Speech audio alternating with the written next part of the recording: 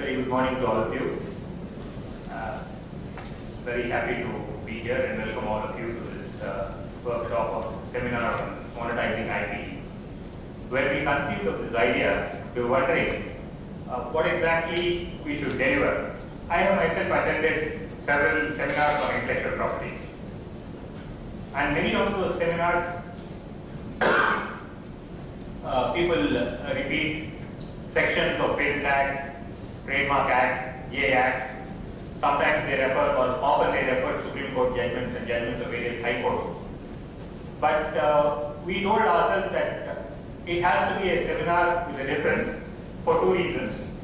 One, somehow I feel as a lawyer, while sections of various enactments dealing with intellectual property are relevant, and judgments of the courts are also relevant, those are relevant mostly for lawyers whose services you will anyway have to engage.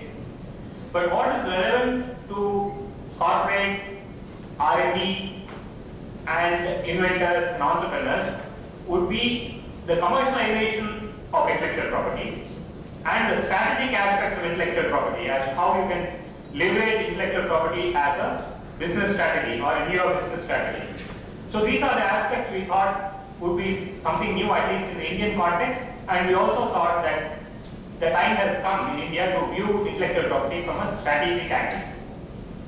So at the end of the day, if we are trying to evaluate the outcome of this workshop, we would like to evaluate it in terms of the extent to which the learnings that you carry with you from here are practically useful to you in either your R&D or in the manner in which you treat or you look at intellectual property, and we would like to have your feedback on that at the end of the day.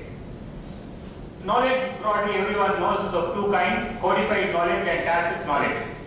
Codified knowledge is available in books and in various forms. On the internet today, it's available all over. There's nothing new that I can tell you about intellectual property which is not available in the public domain on the internet. So seminars are meant for tacit knowledge, knowledge which you don't get in books, knowledge which you don't get readily available in other media. So that tacit knowledge comes from experience and from a certain vision and a perspective which we wish to share with you all.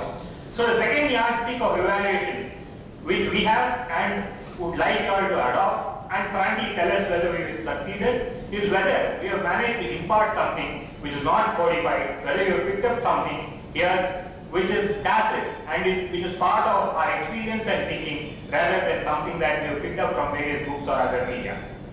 So these are the two yardsticks that on the basis of which we would like to evaluate the learnings and the outcome of this seminar, and we hope that the learnings that you take with you from here are practically useful for you in your work, in the company, or in the organizations to which you belong, and in future as personal individuals, that you gain a new perspective from here. Having said this, I would like to introduce the speakers very briefly. Speakers of the morning are Ms. Swapna Sundar, who is the CEO of IPDOME. She has done her law from Dr. Ambedkar Law University and then went on to do her Masters in International Trade Law in Brussels. She was a teaching assistant at the University of Kent at Canterbury for a brief while, and then she has suspended her enrollment in the bar to set up this company called IPDOME, which works with individual inventors and R&Ds of various corporates, handholding them through the invention process, where IPDOME believes that it's not sufficient that you look at R&D once you have the invention in hand, but rather the IP will have to proceed from the ideation stage to the commercialization and then monetization. I would like to say a word about what we mean by monetization. Ordinarily, we all tend to view intellectual property as residing in the product in which the intellectual property resides. So by commercializing it, generally we talk about, suppose you have a new kind of a carburetor which you patent, then you are talking about commercializing the carburetor. But the monetizing intellectual property is something more. It is about commercializing that intellectual property, that is the patent or the technology, independent of the product in which it resides. And when you view it that way, you will attain a particular fluidity where the range of applications are much broader. An invention in biotechnology, for instance, may be useful in a GPS device. We'll deal with more examples like that. And I mean, this is the innovative. IP itself will have to be looked at in an innovative way, and therefore, if IP practice and the IP methodology does